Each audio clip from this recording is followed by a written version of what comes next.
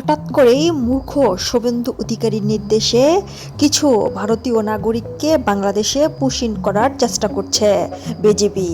দর্শক, এমনটাই গরিব অসহায় দরিদ্র ফ্যামিলি, কিছু গরু ব্যবসায়ী সহ ফুটপাতে দোকান দিয়ে যারা তাদের পরিবার চালাইতো, ঠিক তাদেরকে কিছু পরিবার, অসহায় দরিদ্র গরিব পরিবার দেখে এই মূর্খ মন্ত্রী, যাদের উপর লেভেলে কোনো হাত নেই, যাদের রাজপথে কোনো লোক নেই, ঠিক তাদেরকেই বাছাই করে বাংলাদেশে পাঠানোর চেষ্টা করছে। দর্শক, ইতিমধ্যে বিএসএফ চেষ্টা করছে বাংলাদেশে পুশ ইন করতে, কিন্তু বাংলাদেশের বিজেপির কড়া নিরাপত্তার কারণে তারা পুশ ইন করতে পারছে না। তবে এই মূর্খ মন্ত্রী শুভেন্দু অধিকারীর কারণে শুধু ভুক্তভোগী হয়েছে কিছু গরিব অসহায় দরিদ্র ফ্যামিলি, যাদের মাথা গোজার ঠাঁই নাই, যাদের উপর লেভেলের কোনো হাত নাই, ঠিক তাদেরকেই বাছাই করে এই মূর্খ মন্ত্রী শুভেন্দু অধিকারী, যাকে কিনা মন্ত্রী পদে বসিয়েছে কিছু মূর্খ লোক, আজ তারাই কান্নাকাটি করছে। এই ভোট চুরি করে এই মূর্খ মন্ত্রী পশ্চিমবঙ্গ ধ্বংস করছে। খুব শীঘ্রই এই মূর্খ মন্ত্রীর বিরুদ্ধে মাঠে নামতে যাচ্ছে কিছু বড় বড় নেতাকর্মী তৃণমূলের। দর্শক, এই মূর্খ মন্ত্রীর সিদ্ধান্তে কিছু দরিদ্র অসহায় এবং গরিব ফ্যামিলি, যারা ভারতে বাংলাদেশ সীমান্তে এসে ঠাঁই নিয়েছে, তারা ভারতেও যেতে পারছে না, তাদেরকে বাংলাদেশেও নিচ্ছে না। সেই মূর্খ মন্ত্রীর কথা অনুযায়ী তারা বাংলাদেশের নাগরিক।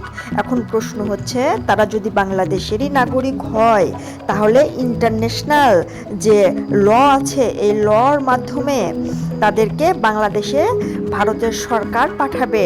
বাংলাদেশ এমনটাই বলছে।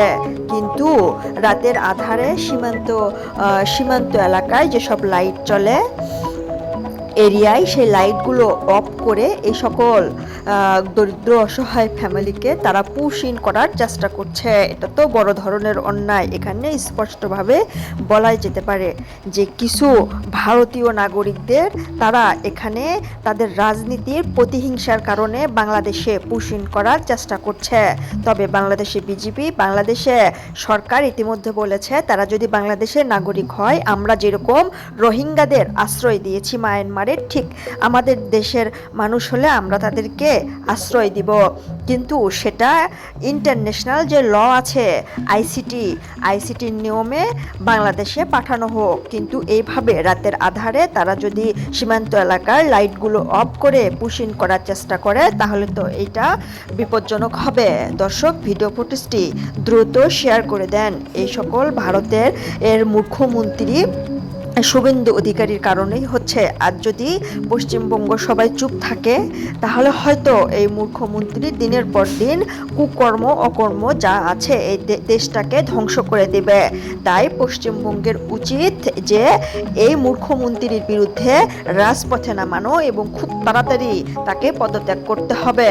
দর্শক, বাংলাদেশ, পার্শ্ববর্তী শ্রীলঙ্কা, পার্শ্ববর্তী দেশ নেপাল যেরকম হয়েছিল, ঠিক পালানোর জায়গা পাবে না যদি পশ্চিমবঙ্গের সবাই এক হয়ে, ঐক্য হয়ে রাজপথে নামে।